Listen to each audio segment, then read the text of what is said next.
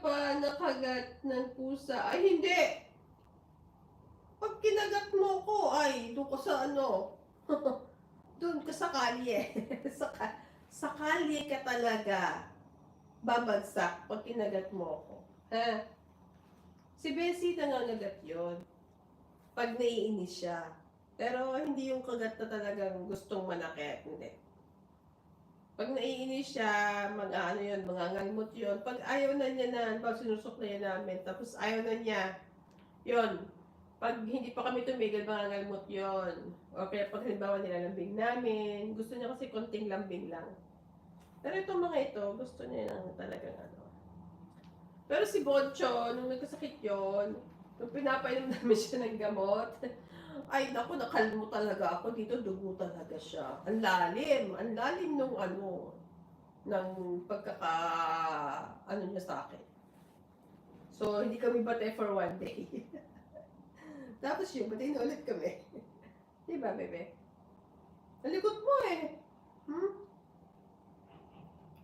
Di pa naman kami kinakagat ng mga to. Ito may matted fur na siya sa ano, sa likodan ako.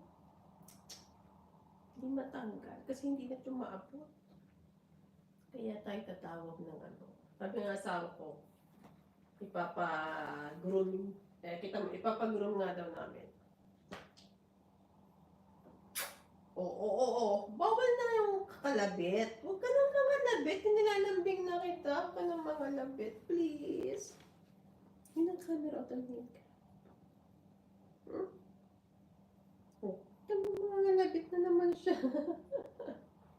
Mga labit na naman siya. Nagkakalabitan na naman niya ako. Oh, yan. Dito ka lang. Para kita ka sa camera.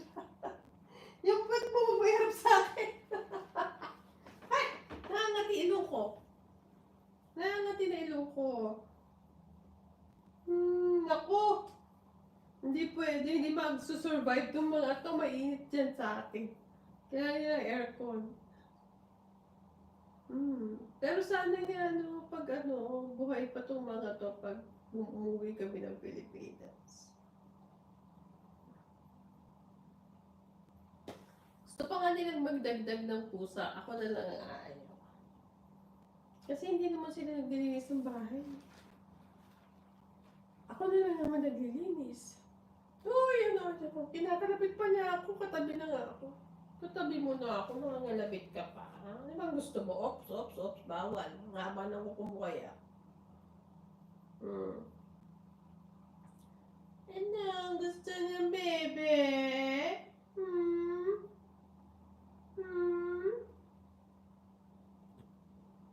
Huwag mo ko kakalabitin.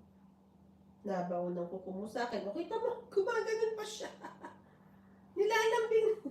Yung buntot po, kita sa camera. Wala, tama na.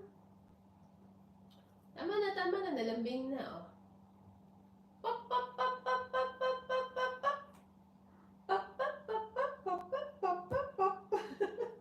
Tuwa, oh. Kawawa to pag talagang ayaw kong magpaano eh, pag dinadaysan niya ako. Tapos may ginagawa ako, naku! Kawawa to talaga. Talagang nagpapaawa siya. Kaya minsan pag may ginagawa ako, hindi ako dito tumitigil. Sa kwarto na lang ako tumitigil para wala istorbo. Hindi niya ako may istorbo. Kasi ito, pag lumambing siya, na katapusan? Talagang siya, ayan hindi ito matatapos. Forever tong ganyan. Forever kang ganyan. Forever kang ganyan, bebe. Oh, kita mo, ano na naman sa akin. Huwag mo sinampal to ka ng buntot mo. Oh, shh, huwag niya magagat ang papa mo pag nabutas yan. Sige, kung pagbabayad yan.